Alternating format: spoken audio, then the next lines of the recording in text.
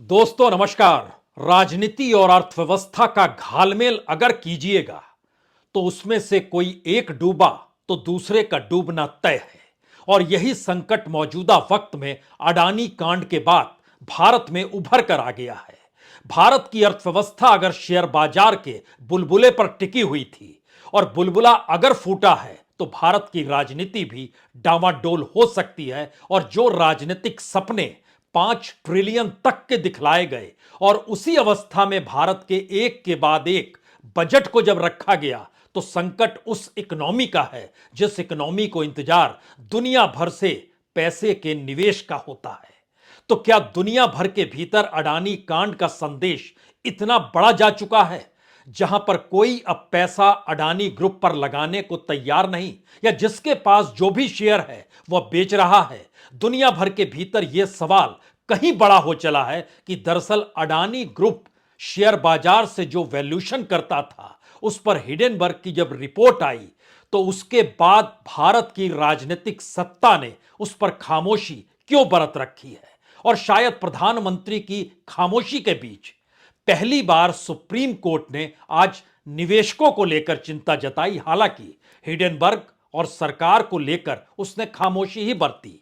उसने खुले तौर पर कहा दरअसल शेयर बाजार सेंटीमेंट पर चलता है, इसलिए जो हम कह रहे हैं उसको खुला संवाद मानिए, अभी हम कुछ कह नहीं रहे हैं। लेकिन जो सुप्रीम कोर्ट ने कहा, जो अंतर्राष्ट्रीय तौर पर बैंकों का रुख है, और इस रुख के बीच मूडीज ने भी कल तक अडानीज की कंपनियों को स्टेबल में रखा था और आज उसने नेगेटिव कैटेगरी में लाकर अडानीज की 4 कंपनियों को ढकेल दिया।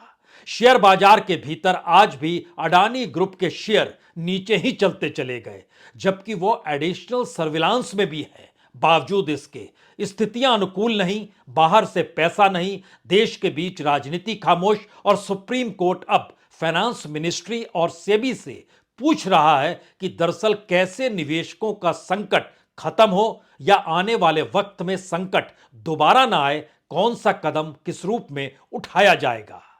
तो क्या वाकई भारत के भीतर इकोनॉमी को लेकर अगर राजनीति ने 5 ट्रिलियन का जो सपना देखा, उस सपने के सबसे बड़े प्यादे या वजीर के तौर पर अडानी ही थे?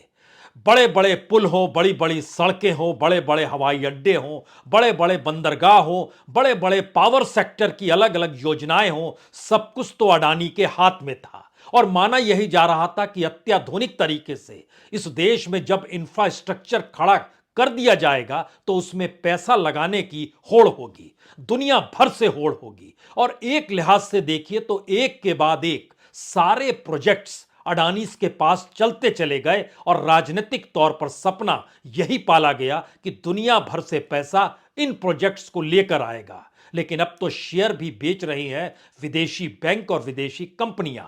तो इसका मसला क्या? और इन सब के बीच सुप्रीम कोर्ट में आज 2 पीआईएल पहुंची, दोनों को एक साथ जोड़ा गया। और जो सुप्रीम कोर्ट ने कहा, पहले आप उसे जरा समझिए। उनका कहना था कि दरअसल जो भी हम कहेंगे उसका असर हो सकता है शेयर बाजार पर पड़ जाए, इसीलिए सिर्फ यह एक खुला संवाद है।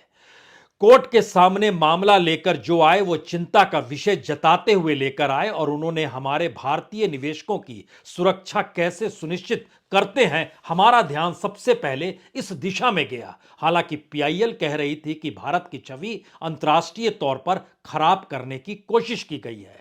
हिडेनबर्ग की जो पूरी रिसर्च की रिपोर्ट है उस पर प्रतिबंध लग दिया जाए, उसका कोई मायने नहीं रखते हैं। और भारत के भीतर शेयर बाजार के मद्देनजर निवेशकों को सुरक्षा कैसे मिले, इसको लेकर इस पीआईएल की शुरुआत हुई।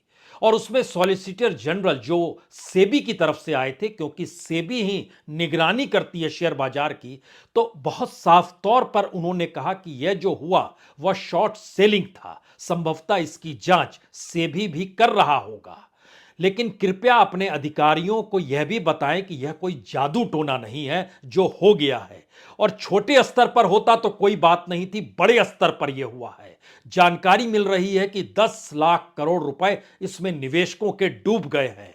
और आज पूंजी भारत में निर्बाध रूप से आ रही है, जा रही है।